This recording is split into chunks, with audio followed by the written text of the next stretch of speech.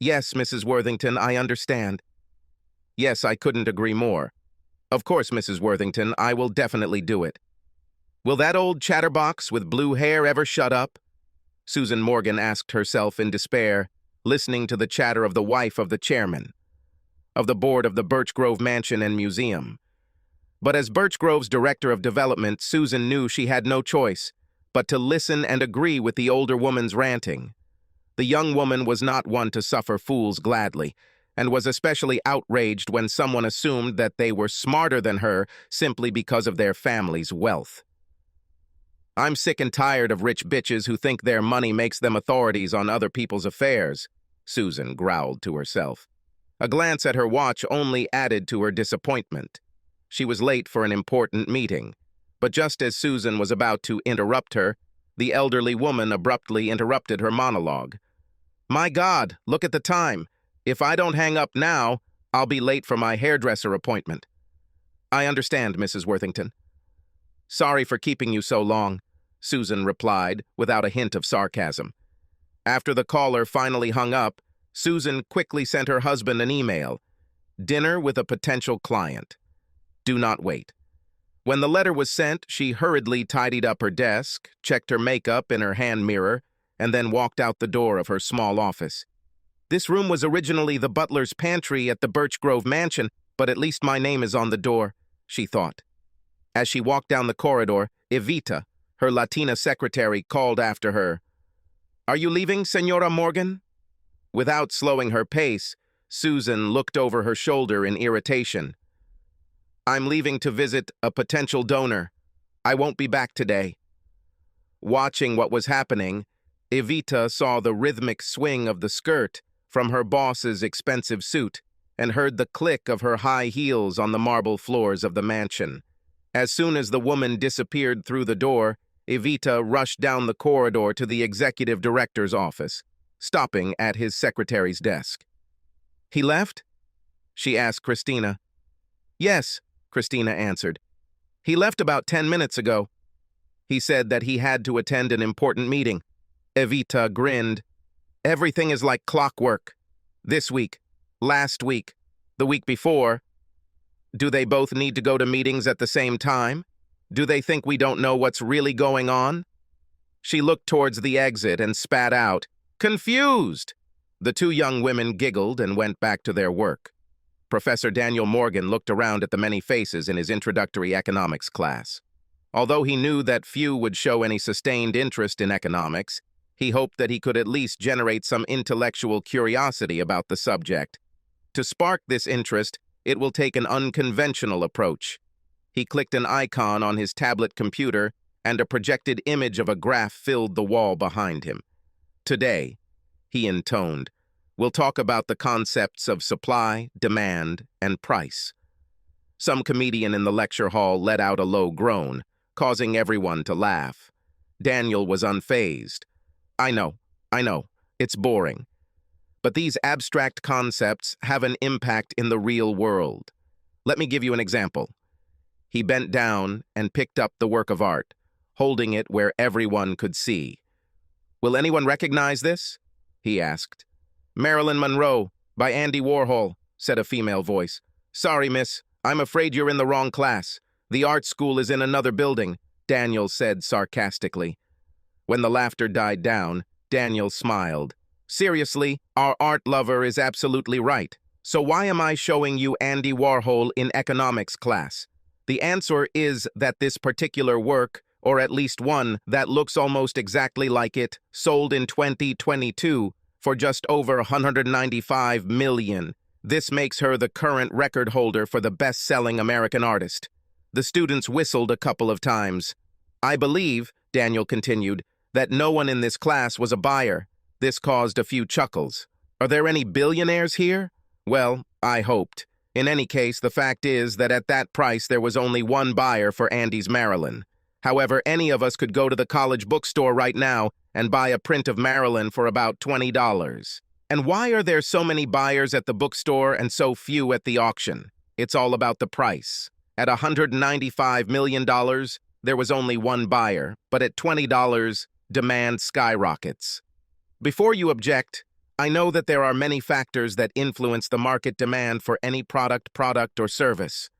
We will look at them in future lessons. But the fact remains that price is one of, if not the most important, factor determining demand. When the lecture ended, Daniel was glad that several students came up to ask questions or argue another point of view. At least I made them think about the subject, he thought with satisfaction. Returning to his office, he hid Monroe's photograph behind a filing cabinet and then pulled his cell phone out of his pocket. He felt it vibrate during the lecture, but he made it a point to never stop class to check. Now he saw that Susan would not be home again this evening. It bothered him that it seemed to happen so often, but at least it gave him the opportunity to stop by and check on his father. When Ezra was diagnosed with Parkinson's disease several years ago, the older man insisted he was doing just fine in his own home. But Daniel saw his father's symptoms worsening, and his concern prompted him to visit him more often. When he reached his father on the phone, the older man began to ramble about real and imagined symptoms, doctors who don't know what they're doing, and the problems of the world in general. When Daniel finally managed to ask if it would be convenient for him to come over, his father insisted that he come and stay for dinner. Daniel tried to protest, but his father cut him off. "Here," he said, "talk to Paloma," and handed over the phone. Paloma was Ezra Morgan's nurse and guardian. When his father's condition deteriorated markedly, Daniel insisted that he be cared for full-time if he wanted to remain at home. The old man agreed sullenly and immediately began to reprimand every guardian the agency sent with his complaints, insults, and hostile behavior. Just when Daniel thought he would have no choice but to place his father in a nursing home, Paloma arrived. The young woman had two significant advantages over her predecessors. First of all, she was unexpectedly pretty, which Ezra definitely appreciated. Secondly, Paloma was not at all embarrassed by Ezra's boasting. When he snapped at her, she snapped back.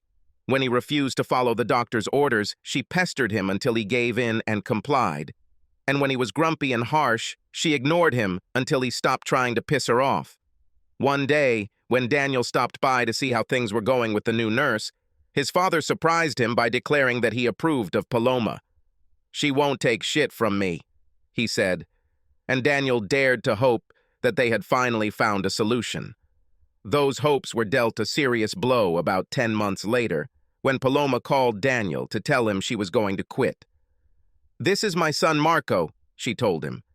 "My mother took care of him, but now my grandmother is sick and my mother has to live with her.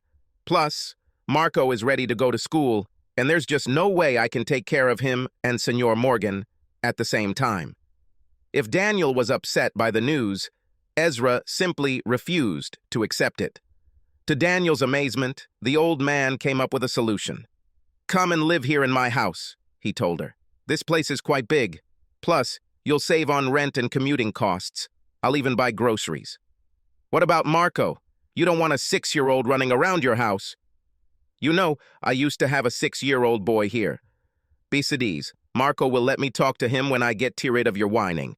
She went to Daniel's office to talk to him about the proposal. Once he recovered from the surprise, he began to see the benefits. In addition to receiving ongoing care from someone his father liked, Daniel thought that living in a family environment might benefit his father. "It's up to you, Paloma," Daniel told her. "I think it could be a good decision for Dad, and I know I would feel better if he had someone he liked taking care of him.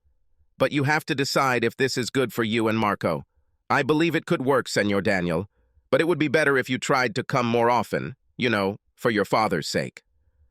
And Marco would have liked it too. Then, to his surprise, she blushed deeply before turning and running out the door.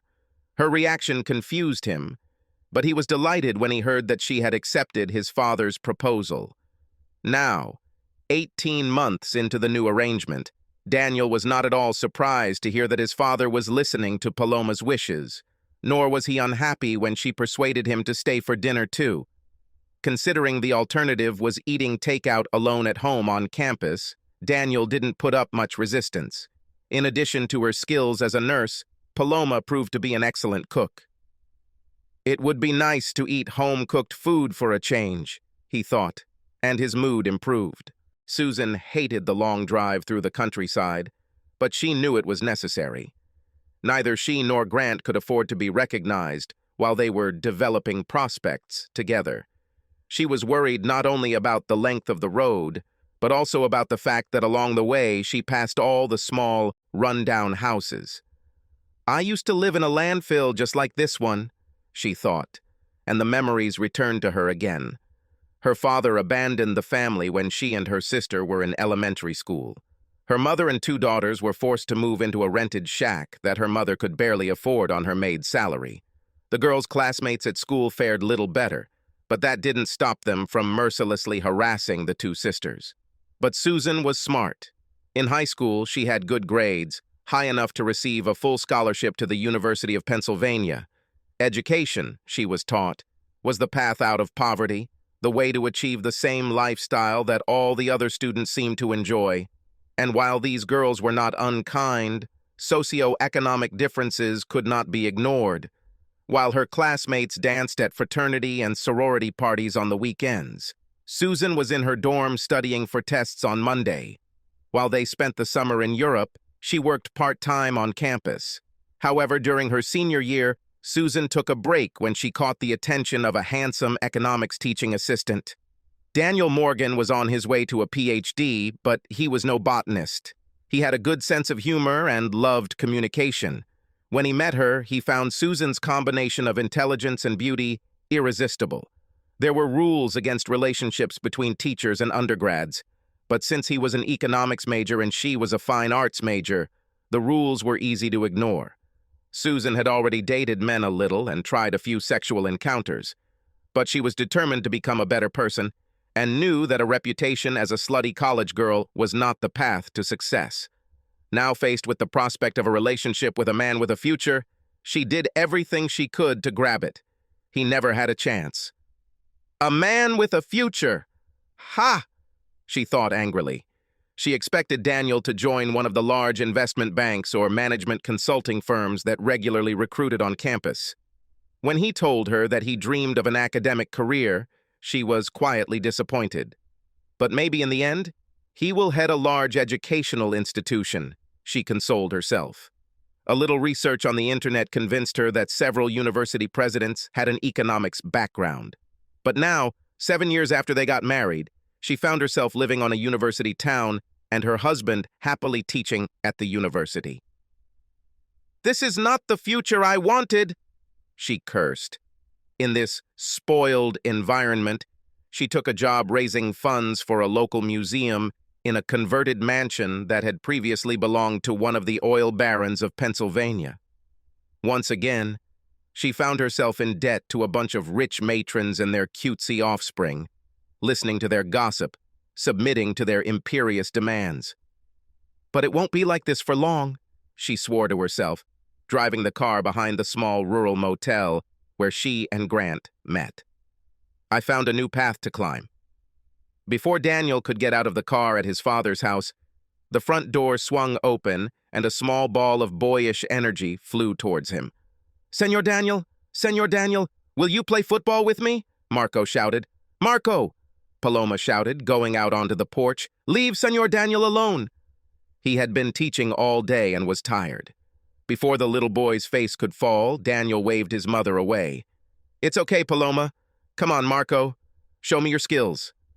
With these words, the two of them began to play, dribbling, passing, and hitting a soccer ball stained with grass. As they raced around the yard, Daniel noticed that Paloma had gone inside and brought his father out to look at them. The old man was delighted with what was happening, excitedly cheering them on, although he had never been to a football match in his life. They finally stopped when Paloma called them over for dinner. Marco protested, but Daniel was just as happy to leave. "I'm not in shape to keep up with this boy, especially when playing football." Expecting traditional Latin American cuisine, Daniel was pleasantly surprised when Paloma served a Mediterranean-style dish. Chicken kebab with basmati rice, Greek salad, and pita bread on the side. Ezra grumbled that he wanted a hamburger, but Daniel noticed that he had eaten his entire plate. They ate dinner as a family, discussing their day, their plans for the week, and other little things that lifted Daniel's mood even more. He realized that he had not thought about Susan since he arrived. As they cleared away the plates, Paloma leaned over and whispered, "In case you were wondering, I try to stick to the Mediterranean diet with Senor Morgan when he lets me. I want to protect his heart as much as possible." "Thank you, Paloma. Whatever you're doing seems to be working. I haven't seen Dad this energetic in a long time." After the dishes were in the dishwasher, they all moved into the living room. After talking a little more, Daniel noticed that Marco had become quiet. "I think even 7-year-old children can get tired after such an intense game," he thought with surprise. Paloma also noticed this and took Marco to his room. By the time she oversaw her son's bedtime preparations, he was already half asleep. But as soon as he lay down, his eyes opened again.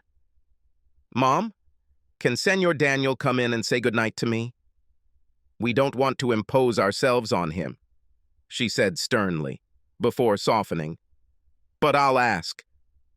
Daniel liked the boy's request and readily followed Paloma back to Marco's bed. To his surprise, the boy reached out and hugged him, then lay down again, rolled over and closed his eyes. "Good night, Marco," Daniel said gently, tucking the blanket over the boy's shoulder. "Good night." When they returned to the office, Daniel saw that his father had also dozed off. He helped Paloma carry him back to the bedroom and put him to bed. Daniel was surprised to realize how little his father weighed. After the two of them returned to the office, Daniel thanked Paloma for dinner and told her he would be heading home. "Aren't you going to stay a little longer?" she asked, reaching for his hand before stopping herself. Could you tell me a little about the painting in the living room?" "Of course," he said, and followed her into the other room. There on the wall, in a special frame, hung a painting by Andy Warhol, Marilyn Monroe in blue. Unbreakable glass protected the frame, which was firmly screwed to the wall. At the 4 corners of the frame, there were special pads that were sensitive to any change in pressure between the wall and the work of art. On the opposite wall, 2 small devices emitted infrared beams, searching for anything that came too close to the work. "I'm sure my dad warned you about all the safety precautions," Daniel said, and Paloma nodded. "That's why I don't let Marco in here," she explained. "One day he hit a soccer ball against the wall, and in the blink of an eye, security arrived to investigate." She shook her head. "We will not repeat this mistake again. But what I don't know is how your father ended up with such a special painting. This is a good story. My grandfather was a printer in Germany before World War II. He escaped just before things got bad and came to America, leaving only his name. In fact, he lost part of it too. Some immigration officer at Ellis Island replaced Morgenstern with Morgan. Anyway, my grandfather found a job as a printer in New York and brought his son, my father, into the business to learn the trade. My father became interested in silkscreen printing, which was just beginning to gain popularity for fine artwork in the early 1960s. Long story short, he ended up working as an apprentice at the company that printed many of Andy Warhol's silk screens.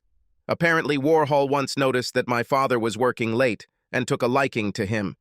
Obeying an impulse, he gave him this picture on the wall and even signed the dedication on the back. This is a real gift to someone Warhol barely knew.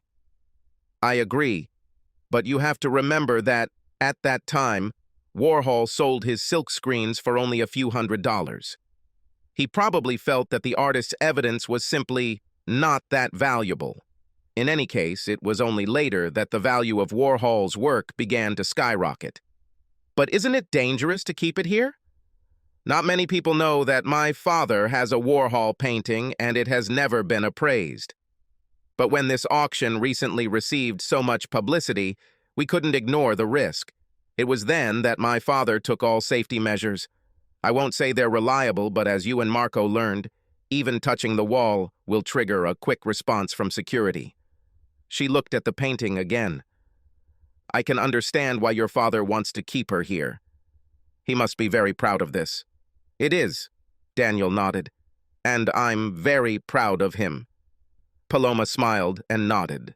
A little later, Daniel got into his car to drive back to the old Victorian house the university provided on campus. As he drove away, he looked back at the light coming through the windows of his father's house. "I wish my house was as bright as this," he sighed. Susan was away a lot these days, and even when she was at home, the atmosphere seemed cool. He shook his head and drove away.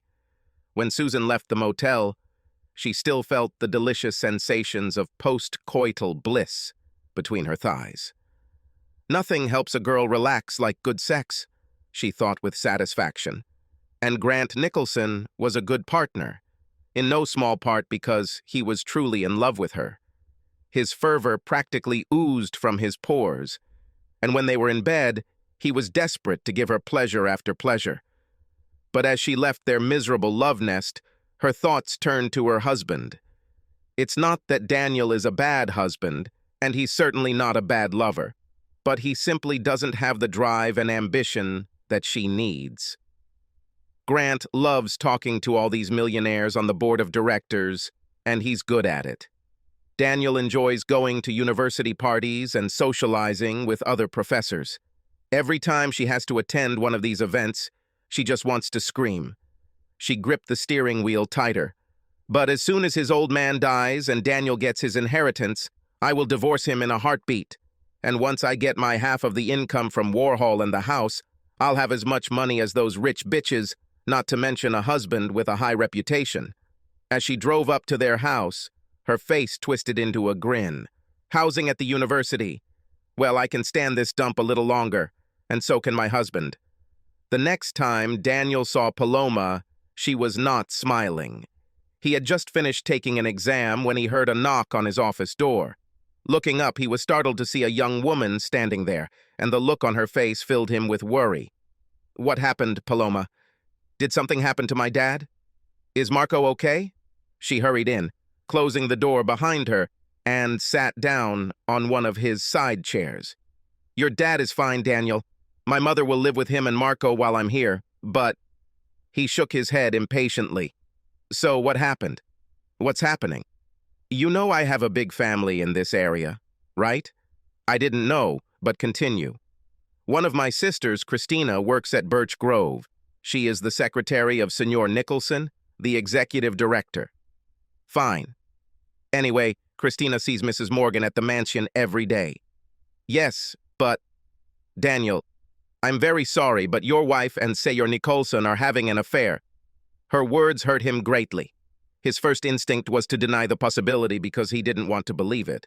But given the current state of his relationship with his wife, he immediately understood how the novel could explain what was happening. Pulling himself together, he leaned forward in his chair. "How does your sister know this?" he asked tensely. Paloma looked unhappy. "We have a cousin who works as a maid at the Pocono View Motel. It's north of here, about 30 kilometers along the highway." He waved his hand impatiently, and she hurried on. "Your wife and Senor Nicholson meet there almost every week. The last time was 2 days ago, the evening you had dinner with Senor Morgan, Marco, and me." He gritted his teeth, remembering that night and how late Susan had gone to bed. But he spoke quietly and reservedly. "Paloma, this is very serious. I can't just take the word of a person I've never met, even if she's your cousin. I know, but you don't have to take her word for it. Is it possible? Could you go there with me right now?"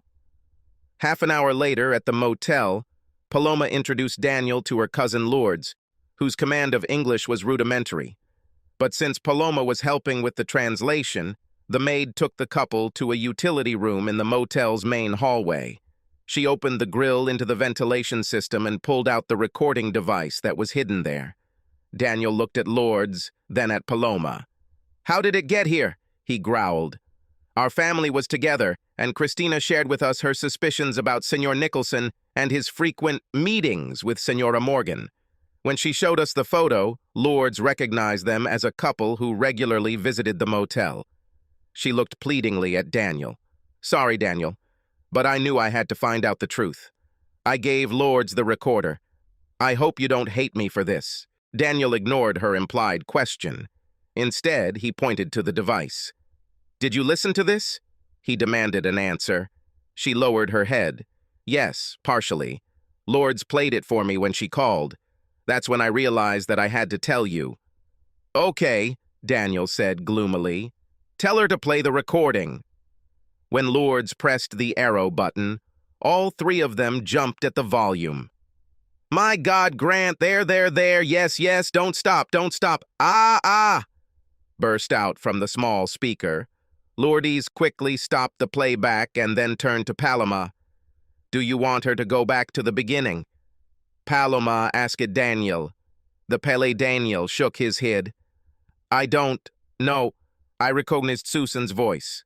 He rubbed his temples. I really don't want to hear the whole damn story. Let's just move on from here. The cousin fiddled with the volume control and then pressed play. At first they only heard the rustling of sheets and the groan of bed springs. A moment later, the lovers' conversation resumed. God, Susan, you are amazing. I just can't get enough of you, said Grant Nicholson's admiring voice. Then his tone became almost urgent. Honestly, baby, I don't want to wait anymore. Just tell me, and I will divorce my wife tomorrow. All I want is to be with you. No, Susan's voice sounded sharply. Don't you understand, Grant? We can't do anything until Daniel's old man dies. Once he dies and Daniel inherits Warhol, I can divorce him. He'll have to auction it off as part of the agreement, and I'll get my half of the proceeds. After this, you can say goodbye to Greta, and we will finally be together. Are you sure you can get half of Warhol? I thought the inheritance was protected. The smirk on her face was obvious from the sound of Susan's voice. Do not worry about it. I have a lawyer who knows how to get around this, and since he is paid based on compensation, I can guarantee you that he is highly motivated. Yes, but how much longer do we have to wait? Nicholson whined.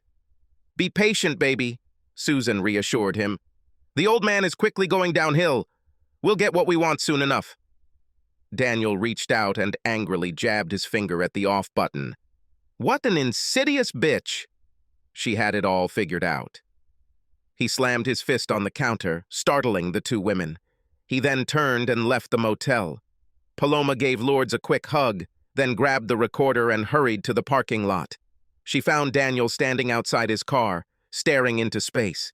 He turned to her as she approached, his eyes reflecting the anger and despair of a man who had been betrayed.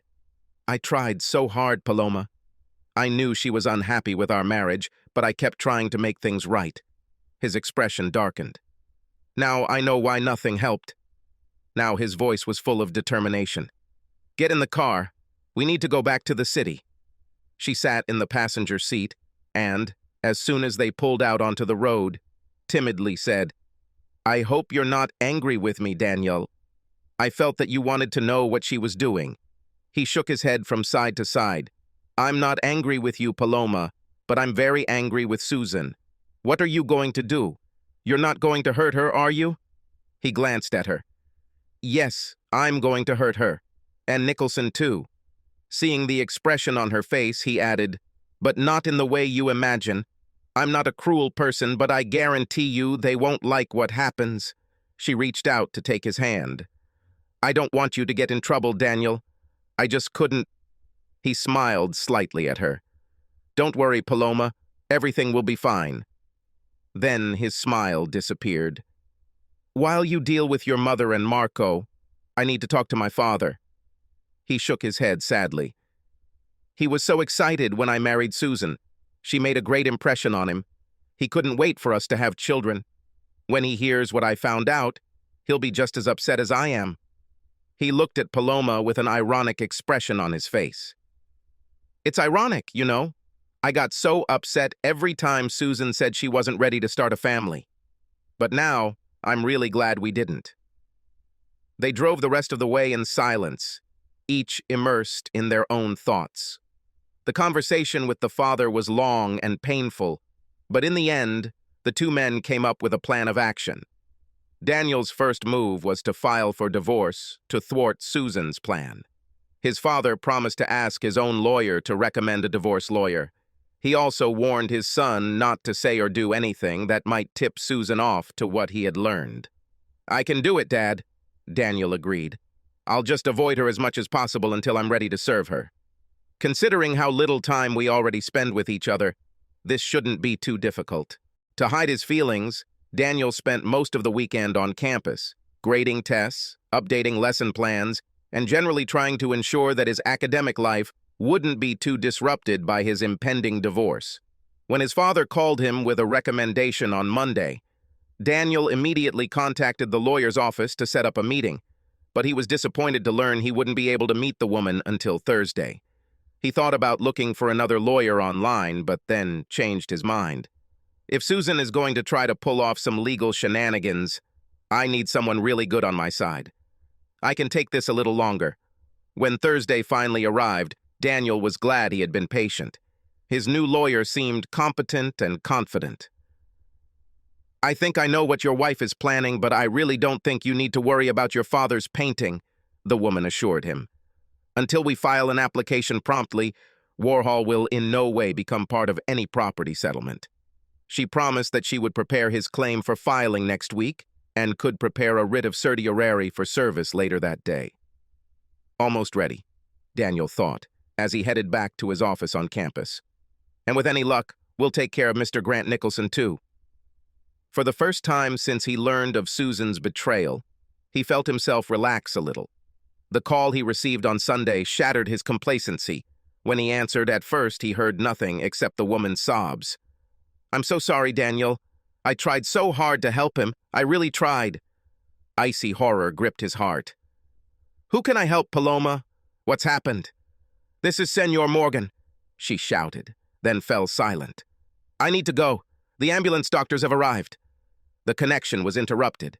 Jumping to his feet, Daniel ran to his car and raced to his father's house. He found the street blocked by a car, an ambulance, and another truck. Parking down the street, he ran to the house, arriving just in time to see the EMTs wheel a gurney onto the porch. He is okay? He asked in despair. The doctor looked at him. Are you the son? Yes, it's me. Is he alive? The man slowly shook his head. Sorry, we couldn't do anything. When we arrived here, he was no longer there. His heart stopped beating.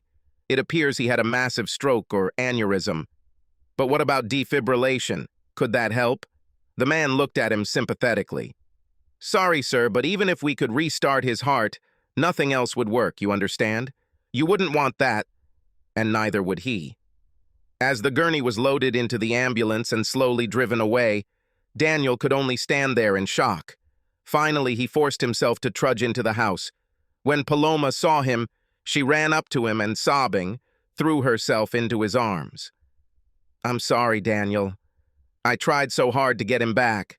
I did chest compressions until the paramedics arrived, but it wasn't enough. I am so sorry. Through his own tears, he pulled her away from him to look at her face. It's not your fault, Paloma. You did everything you could. I spoke to the ER doctor outside. He told me that Dad must have had a stroke or a brain aneurysm. He probably died before you got to him. She laid her head on Daniel's chest and continued to sob. He sat at the table and chatted with me. Suddenly, he grabbed his head and told me that he was in pain. Then he simply rolled over and fell to the floor. Oh, Daniel, that was terrible. He carefully led the distraught woman to a chair to sit, then went to get water for both of them. When he returned, he asked, Where is Marco? Marco? Madre de Dios, I almost forgot. He is at school. I have to go and get him. She cried again. Marco will be so upset. He really loved your father. She hurried away, leaving Daniel alone in the suddenly empty house. He sat there for a long time. Grief clouded his attempts to understand how his life had suddenly changed. He knew his father was dying, but he wasn't ready to lose him so soon. His own tears flowed freely again, and there was no one to console him. Finally, he pulled himself together enough to make a list of people he needed to notify and tasks he needed to complete. Once he had written down everything that came to his mind, he began the sad task of making phone calls. After calling or leaving messages for the most urgent group, Daniel locked up his father's house and drove to Birch Grove to complete the task he had saved for last. As much as he hated the thought, he decided to tell Susan the news in person. "I want to see how she reacts," he thought bitterly. She was startled to see him enter her small office and, upon hearing the news, said all the right things and showed appropriate grief. But as he watched her, he had to bite his tongue to keep from venting his anger. "These are crocodile tears," he raged to himself. She must be absolutely delighted, because now she can begin to implement her plan. But he managed to control himself until he left. As soon as he left, Susan ran out of her office, almost skipping down the corridor to tell Grant Nicholson the news. Grant was startled by Susan's sudden appearance and caught off guard by the news she blurted out. Automatically, he began to express condolences, but she interrupted him. "Don't you see? This is good news. This is what we have been waiting for. Now that the old man is gone, his property goes to Daniel. I can file for divorce, settle property issues, and once it's final, you and I can be together." Grant felt his own excitement match hers. "I can't believe the wait is over. So, when do you plan to file for divorce?" She thought for a moment. "I don't want to seem heartless. I will wait until his father is buried and the memorial service is over before I apply." "That makes sense," Grant admitted, "but don't wait too long. Remember, it will probably take me some time to work things out with Greta." The next few days for Daniel were filled with all the sorrowful duties that death entails. His first and most pressing duty was his father's funeral. Although his father was not observant, he left instructions that he wanted to be buried according to Jewish tradition. This meant arranging the burial for the next day. Once arrangements were made for his father's burial, Daniel began organizing a memorial service for friends and neighbors who were unable to attend the funeral. He had no other living relatives, but Ezra had made many friends during his career, and now they came to pay their last respects. Likewise, Daniel's friends and colleagues came to express their condolences and support. The fact that so many people were present gave him some comfort. Both the burial and memorial service were difficult for Daniel, not only because of the grief he felt, but also because he was forced to attend both with Susan. As before, she played the grieving wife perfectly. But Daniel knew what her true thoughts were, and his anger turned to burning hatred. During all of this, Daniel's new lawyer called for instructions on how to finalize Daniel's divorce. Given the many responsibilities he faced, Daniel asked her to put off his divorce. "I'll have to call you back," he told her. "My life is pretty crazy right now." After the memorial service concluded, a new and unexpected complication arose. Back at his father's house, Paloma asked him when he wanted Marco and her to move out. Daniel was stunned. "You can't leave, Paloma. First of all, you have nowhere to go, and I'm not going to throw you out onto the street. For that matter, if a house is empty, it will become a target for thieves or vandals. Besides, if you go anywhere else, it will most likely mean transferring Marco to a new school. He's doing well where he is. I don't want to risk ruining everything. You should stay at least for a while." She gratefully agreed, fully aware that Daniel's kindness and concern were a more important factor than the reasons he gave. With his father buried and all services completed, Daniel then contacted his father's attorney to see what needed to be done regarding the administration of his father's estate. The list of steps he had to take in connection with the probate process was long. When he and Daniel finished looking through them, the lawyer added an unexpected duty. Ezra, the lawyer told Daniel, demanded that his will be read as soon as possible, before it was submitted for approval. Moreover, his father left a list of people who need to be invited. After hearing the list, Daniel understood everything. "I have one request," he told the family lawyer. "To make the reading of the will as formal as possible, can we hold it in your law office? If it's there and your office sends out invitations, I think it's more likely that everyone who's supposed to be there will show up." The old man readily agreed. On the appointed day of the probate reading, Daniel and Susan arrived separately at the lawyer's office. Taking their places at the small conference table in the law library, they greeted each other with strained cordiality. Other than services for his father, the two of them spent very little time together. Now, despite her outward calm, Daniel could tell that his wife was almost seething with excitement. He, on the other hand, was calm and collected. A few minutes later, Paloma came in and introduced herself to the lawyer. Susan stared at her, then leaned towards Daniel and asked angrily, "What is she doing here?" He stared at her without emotion. She was invited. Before Susan could respond, she was startled to see Grant Nicholson enter. "Were you invited too?" she asked. He nodded. "I'm not sure why, but the invitation was absolutely clear." Just at that moment, the lawyer stood up and cleared his throat demonstratively. "May I have your attention, please? It looks like everyone who was invited is present. It was the express wish of the late Mr. Morgan that each of you be present here at the reading of his last will and testament," he said in a sonorous voice. "I will not test your patience by going over all the legal details of his will. Instead, Mr. Morgan wanted me to, as he put it, get to the point." He cleared his throat. "First, the late Mr. Morgan named Daniel Morgan, his only child, as executor of his will. Daniel's responsibility will be to ensure that any taxes due are paid and any outstanding debts or other obligations are settled. Once these matters were properly resolved, he would see to it that the estate's assets were administered in accordance with his father's terms and wishes. Daniel has agreed to act in this capacity and, I am informed, has already begun the process of settling the estate's debts, taxes, and other obligations." Susan glanced quickly at Grant, giving him a fleeting smile of anticipation. "This brings us to the distribution of assets," the lawyer continued. "The first will concerns the house of Mr. Morgan, in which he lived for the last 27 years of his life, and the lot on which it stands. His will states, 'I hereby leave my house and lands to Paloma Contreras in gratitude for the long service she has given me during my illness and need. I also leave any funds remaining in my checking account to help her pay her bills.'" "What?" Susan screamed in surprise. "How can he give his house to this maid? It should go to Daniel." "Yes, you're right," Paloma intervened, recovering from her surprise. "This should go to Daniel, not me." She looked at Daniel for support, but he did not return her gaze. "Be that as it may," the lawyer continued, "the late Mr. Morgan made his wishes very clear. Now, may I move on to the second clause of the will?" When the group calmed down, the lawyer continued, "The second item in the will concerns an Andy Warhol painting that hangs in my living room. I hereby bequeath the Warhol painting to the Birch Grove Mansion and Museum to become part of its permanent collection." "Oh my God!" Nicholson gasped. "No, this is all wrong!" Susan screamed. "He can't do that. He should have left Warhol to Daniel."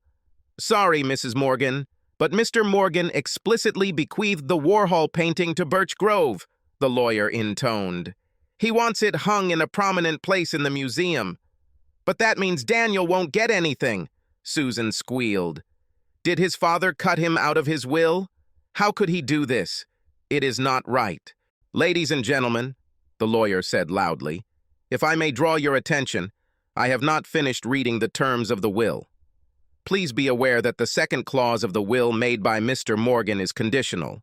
The will goes on to say, 'My gift to Birch Grove is subject to the fulfillment of two requirements. First, that Birch Grove must immediately and permanently sever any professional relationship with Mrs. Susan Morgan. Second, Mr. Grant Nicholson, CEO of Birch Grove, shall immediately and permanently cease the relationship he has maintained with Mrs. Susan Morgan. In the event that either of these two demands is not fully complied with, ownership of Warhol will pass to the Warhol Museum in Pittsburgh." He pointed to Grant Nicholson. "In case you were wondering, sir, I sent notice of this condition of the will to Pittsburgh just before this meeting.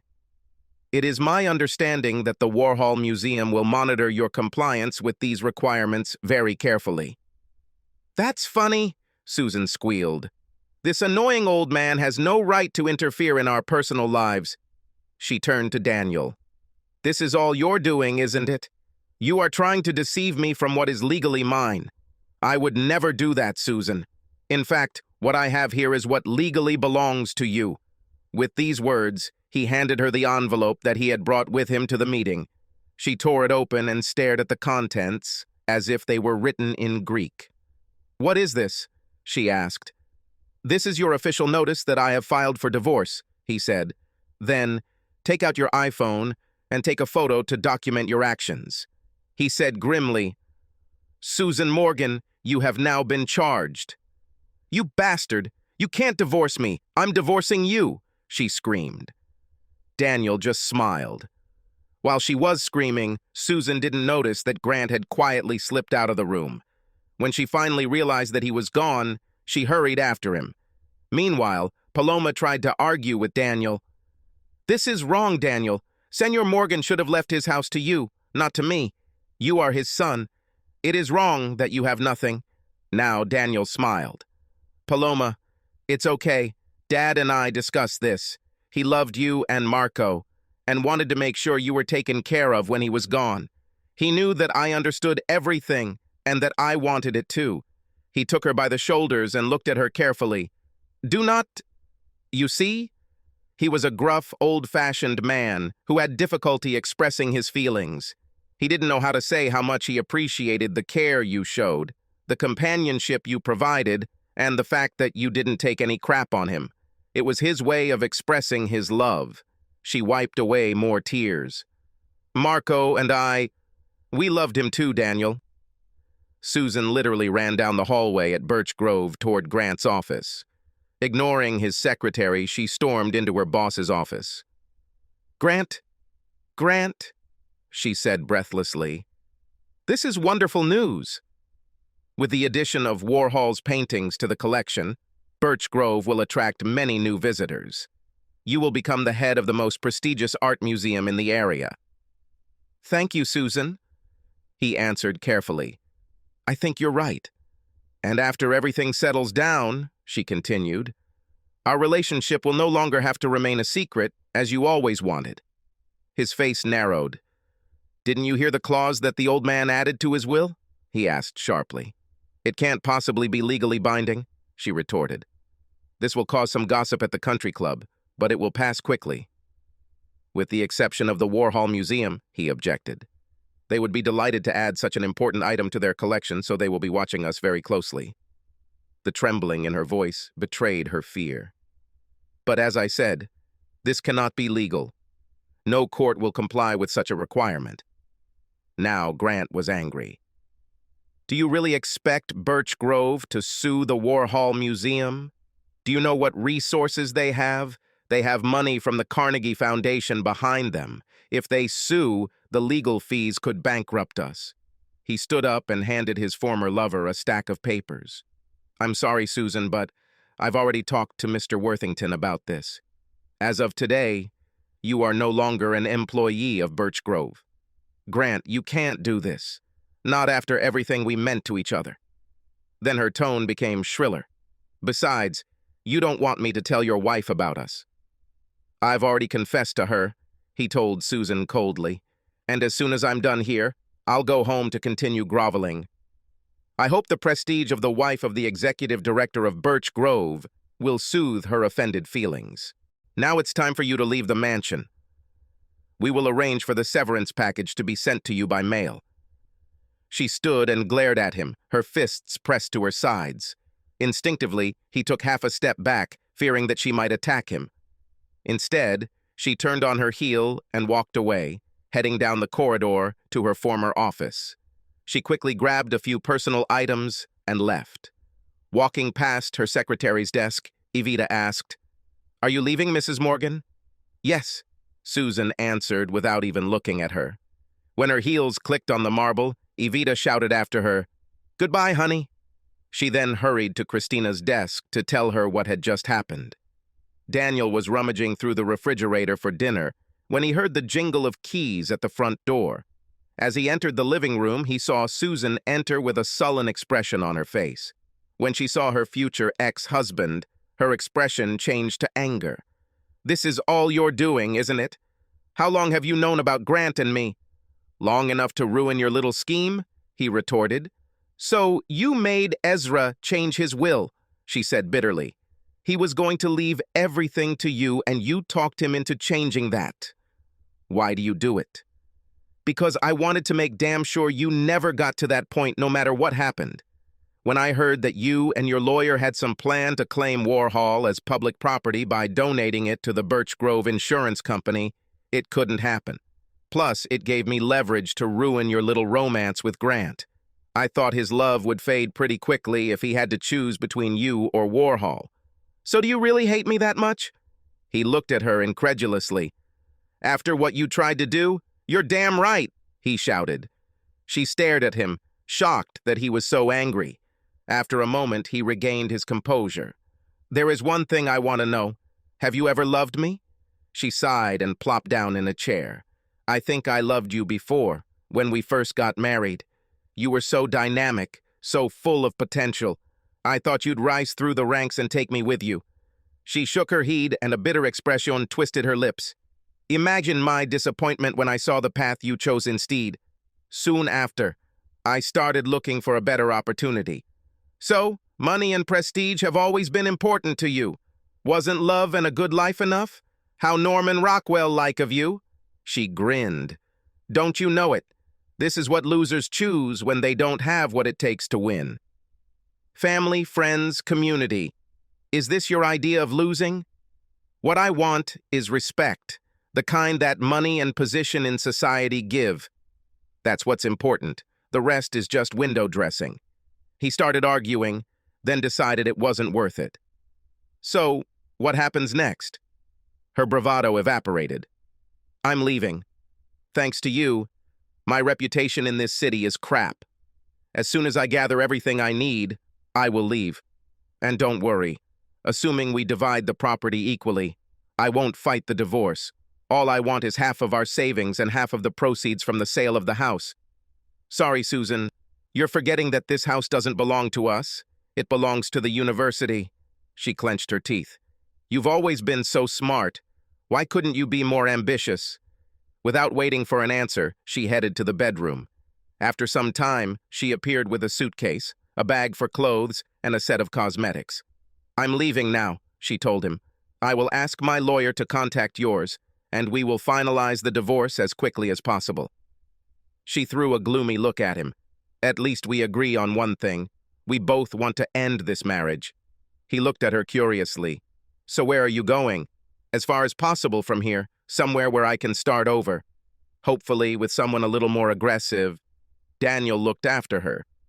Good riddance, he thought with satisfaction. This time, Susan kept her word, and their divorce went smoothly. Daniel hated paying child support, but he couldn't argue with the fact that his soon-to-be ex-wife was now unemployed. It's a small price to pay to get rid of her, and an even smaller price to pay considering what she tried to do to you, his lawyer advised him. Meanwhile, Daniel was busy working as executor of his father's estate. Every day it seemed like there was another demand. Hand out copies of the death certificate, stop Social Security payments to his father, notify the IRS, send legal notices to creditors, and more. After classes, Daniel regularly found himself at his father's house, sorting out possessions stashed away over the years, paying bills and sorting out his father's financial affairs. To his horror, he discovered that his father had paid for everything, using paper checks. Until he was able to convert his bills to electronic payment, Daniel found himself writing more checks in a few weeks than he had in years. Although this task was time-consuming, it gave Daniel the opportunity to work in the company of Paloma and Marco. His house on campus seemed dark and gloomy, but his father's house seemed filled with light and life. It was not unusual for him to work late into the evening and have dinner with them. He felt guilty about being intrusive, but Paloma begged him to stay. Even after he had almost finished settling his father's affairs, she begged him to continue to dine with them. It's hard to cook for just the two of us, she insisted, and he was glad to give in to her request. He discovered that being part of a family was a good antidote to the grief of losing his father and the bitterness of the breakup of his marriage. A few weeks later, Daniel received a call from his father's lawyer. The probate court signed the final report on your father's estate. Now you are free to dispose of his assets as he disposes. Really? I thought filing a will usually took months. The old man grinned. Normally you'd be right, but your father's will seems to have been pushed to the top of the list. Of course, this may have something to do with the number of influential people on the board of directors of Birch Grove. It looks like they can't wait to get their hands on their new prize. Either way, you can move on now. An hour after Daniel received the message from the lawyer, Grant Nicholson called him and asked when Birch Grove could expect to take possession of the Warhol painting. As I think you know, the museum and I have fully complied with the terms of your father's will. And now that this has been confirmed by the will, we are obviously eager to proceed with the transfer. Although the legal obstacles were cleared, a new complication arose. The museum curator insisted that her own people pack and transport the silkscreens to Birch Grove. But the transfer had to be coordinated with the security company, which had to carefully disable all protective devices and systems. Safely completing and decommissioning the various systems was a challenge. It would have taken the two groups more than a day to complete the transfer. Waiting for progress reports in his office, Nicholson felt like a child on Christmas Eve. By tomorrow morning, the most valuable piece of art Birch Grove has ever owned will be in their possession. To celebrate the occasion, the museum held a private screening the following evening for the board of directors and special guests. The awkwardness of his affair with Susan was reflected in the rearview mirror. Looking ahead, the future of the museum and its executive director looked bright indeed. After arranging with a security company to protect his father's home during the transfer of a Warhol painting, Daniel took Paloma and Marco on a day trip to the Poconos. The three of them hiked a scenic trail, had lunch at Flagstaff Lodge, and took a ride on the Lehigh Gorge Scenic Railroad. By the time they got home, everyone except the security guard from the security company had left. The living room was cleaned, and the furniture was put back in its place. However, Marilyn Monroe's smiling face was missing from the painting, and all three felt its absence. Trying to lighten the gloomy mood, Daniel started a brainstorming session. It's too late to cook dinner. How about ordering some pizza? The offer was well received, and the three of them were soon sharing several large pizzas. By the time they finished, the combination of a hearty meal and the day's worries had left them all exhausted. Marco was already asleep, and Daniel carried him to bed. Then, as he headed toward the front door, Paloma stopped him. "Please, Daniel, stay here for the night. Without all the security systems, I will feel safer. You can sleep in your father's room." He tried to argue, but she insisted, and after a long day, he didn't want to argue. So when Paloma went to bed in her room, Daniel stripped down to his t-shirt and boxer shorts and lay down in his father's bed. At first, the memories and the unfamiliarity of the bed kept him awakey, but he must have been more comfortable than he thought because he quickly fell asleep. However, sometime later he was awakened by a sound in the corridor. As he sat up in bed, wondering if he had imagined it, he heard it again. Suddenly, he saw Paloma's dark figure open the door, tiptoe towards his bed, and slide under the covers. He began to speak, but she covered his mouth with her soft hand. "Please, Daniel, it's been so long and I've been so lonely." Then she removed her hand and replaced it with her lips. In an instant, his objections were forgotten, and he kissed her back with a passion that filled them both. His left arm slid around her, holding her tightly to him, while his right hand reached up to the straps of her nightgown to free her breasts. Her hands were just as busy, sliding under the waistband of his briefs and trying to pull them down. He quickly sat up and pulled off his underwear, then helped her pull her nightgown over her head. He stopped for a moment, appraisingly looking at the slender, athletic figure illuminated by the moonlight. But when he began to caress her, she interrupted him. "No, I need you now, Daniel. Please don't make me wait any longer." Hearing this, he laid her back on the sheets and slid between her legs, spread in anticipation. He heard heavy breathing and realized that they were both at the peak of their arousal. "Oh, yes," she moaned in his ear and began to rock her hips, urging him not to hold back. It was too long for him, too. Now his body took over, driving him deep into her warmth, experiencing a delicious sensation as he rolled over and then repeated the process in an accelerating rhythm dictated by long, suppressed desire. Just as he felt himself approaching climax, he heard her gasp, "I can feel it, Danielle. I feel it. Now, please, now." With these words, they both exploded into a sexual crescendo, leaving them clinging to each other, exhausted with pleasure. The following evening, there was a celebration of Warhol's installation in Birch Grove.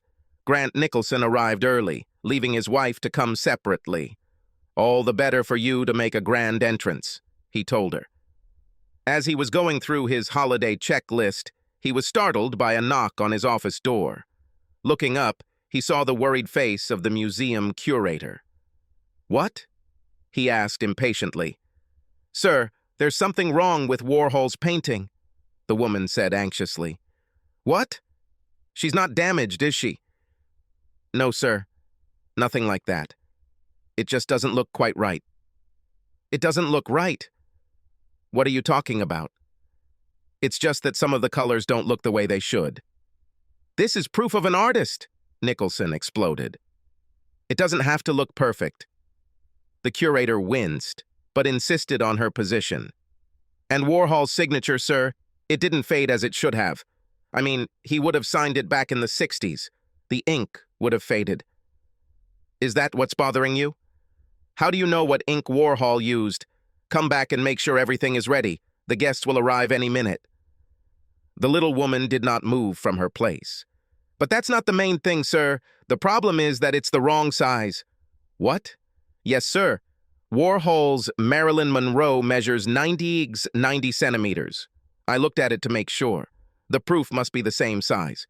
But this print is only 89 square centimeters in area." Nicholson's mouth fell open. "So what exactly do you want to say?" The curator looked like she was about to cry. "Sir, this print is a fake. There is no way it can be genuine."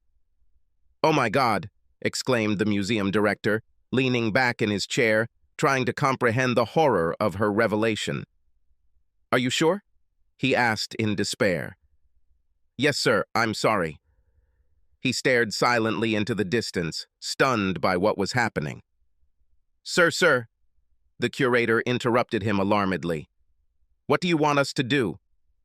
Maybe we should go and hang this after all?" "You are crazy!" Nicholson shouted, causing the woman to flinch. "If people find out that we deliberately hung a fake piece of art, it will mean the end of Birch Grove." He shuddered and then pointed to the curator. "Remove the work and hide it. Tell your people to turn off the lights and put up a sign that says, 'Event cancelled.'" When the woman hesitated, Nicholson shouted, "Do it! Do it now before it's too late!" The curator hurriedly left, and Nicholson leaned back in his chair, reflecting on the disaster that had befallen him. A thought occurred to him, and he rushed to his secretary's desk. "Call the guard at the main entrance and tell him to lock the main gate with a chain. Quickly, quickly!" She fell silent in fear. "What should I tell him so that he can tell the guests?" "Just say that the event is canceled due to an emergency, nothing more. Now hurry up. Oh, and no more phone calls, okay?" The frightened young woman nodded, but before she could pick up the phone rang. "Sir," she said, "it's the curator again. Do you want to talk to her?" "What does she want now?" He asked a rhetorical question, while the secretary sat nervously, waiting. "Okay, I'll answer the phone in my office. You call the exit on the other line and make sure no one else comes in," he ordered. Returning to his desk, Nicholson picked up the phone, and the supervisor began muttering something. "This is the caterer, sir, and he wants to know what to do with the food you ordered." "Tell him to take it back," Nicholson exploded. "Damn it, we definitely don't need this." "I already tried it, sir, but he says he can't. It's already laid out on the tables. He says he is now prohibited from taking it back." "Damn it, then tell him to take it to the homeless shelter." "Champagne and caviar, sir?" "Just do it," he barked and slammed down the phone. Leaning back in his chair, Nicholson put his head in his hands, trying to think of a way out of the current situation. "This can't be," he repeated. "Could you please explain to me what in the name of all that is holy is going on?" A familiar voice rang out. "I had to walk all the way from the main gate to get up here." The shocked, exhausted director looked up at the crimson face of his chairman of the board. Adrenaline rushed through Grant's blood as he desperately tried to think of some way to calm the angry man. "In fact, Mr. Worthington, we managed to avoid disaster. When we discovered the problems with Warhol, I knew you wouldn't want the celebration to continue. What do you mean by problem with Warhol? The executive director demanded an answer, leaning menacingly towards Nicholson. Sir, it looks like the print is fake. Fake, sir. Fake? Worthington screamed. How the hell could you accept a fake? You people are supposed to be art experts. Didn't it occur to you to inspect it before turning on the PR machine and bragging to the world about your coup? I know what it looks like, sir, but there was a will issue, and then we had to work with a security company to get it here. Sir, you should have seen what security the old man had.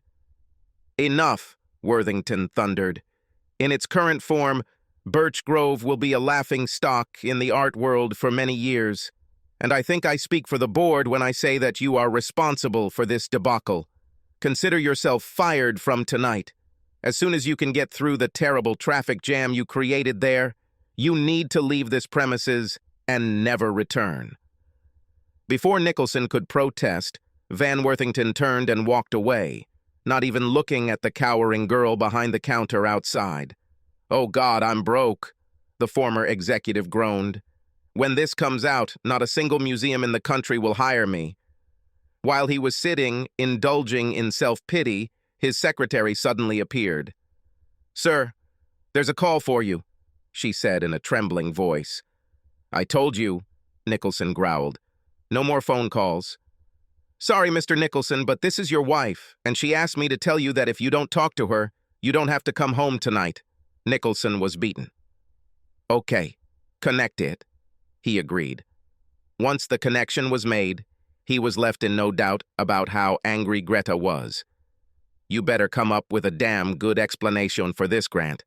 I've been stuck here in traffic for God knows how long. People keep walking up and down the line of cars, and when they see me, they want to know what's going on. And I, the wife of an executive director, am as clueless as they come. If you intended to humiliate me, you could not have chosen a better way to do it. She paused to catch her breath. So, what can you say in your defense? It's very simple, dear, Nicholson said calmly. When we hung a Warhol painting in the exhibition hall, we discovered that it was a fake. Fake? She exclaimed. Of course we couldn't show a fake, so we had no choice but to cancel the show. It's a pity that we didn't disclose the problem until the last minute. He paused, swallowed, and then decided to accept his fate. It is also unfortunate that in such situations someone has to be the scapegoat, regardless of whether he is guilty or not. Despite everything I've done for Birch Grove, Van Worthington has just relieved me of my duties. This took effect immediately. She gasped. Worthington fired your ass? Oh my God, this is truly amazing. She took a deep breath. Listen, Grant, I've put up with a lot from you over the years, not the least of which was your dirty affair with that slut you hired as development director. I've looked the other way too many times, but it's gone too far. Do not return home tonight or at any time except for your personal belongings. My lawyer will file for divorce first thing in the morning. You understand? He sighed like a defeated man. You understand? She repeated. Yes, darling. Hearing that the call was interrupted, he lowered his head to the table, completely defeated. Paloma heard about the disastrous discovery at Birch Grove and Grant Nicholson's dismissal from Christina.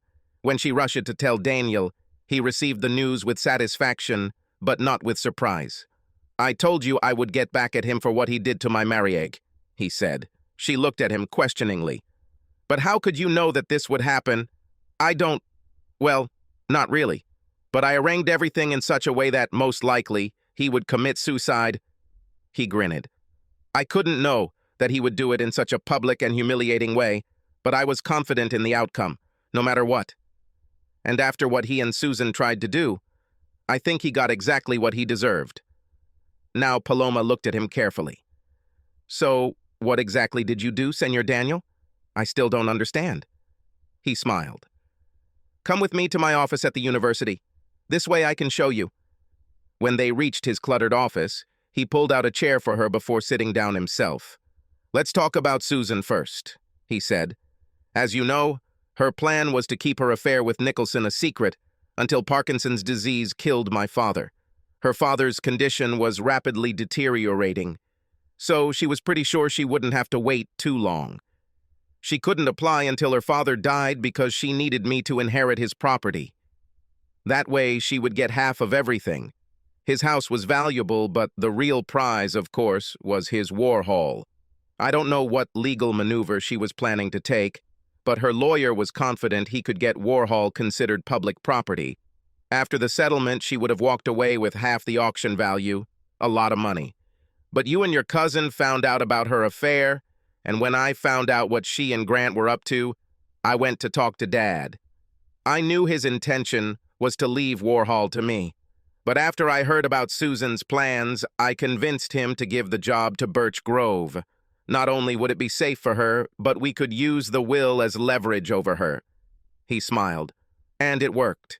When Grant learned that the only way Birch Grove could get Warhol was to sever all ties with my wife, he dropped Susan like a hot potato.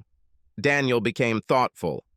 I don't know if Grant was truly in love with Susan, but I'm pretty sure she was just using him as another step up the social ladder. Be that as it may, she quickly realized how deep his affection for her was. As soon as my father's will was read, she lost her job, her lover, and, of course, her marriage to me. Everything turned out exactly as I hoped. By the way, a friend told me the other day that Susan had moved to Allentown. He heard that the only job she could find was working in a telemarketing center selling insurance policies.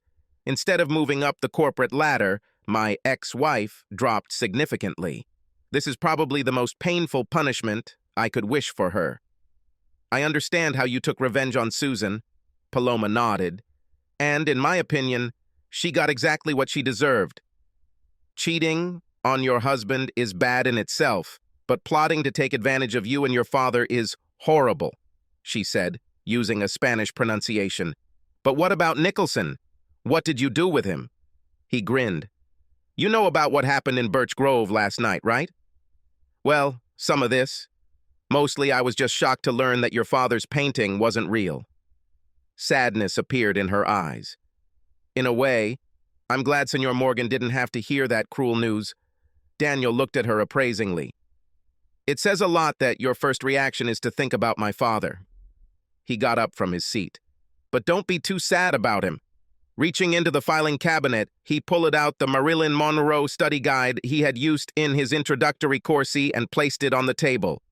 She looked at him uncertainly. A great writer once said that the best way to keep anything safe is to hide it in plain sight.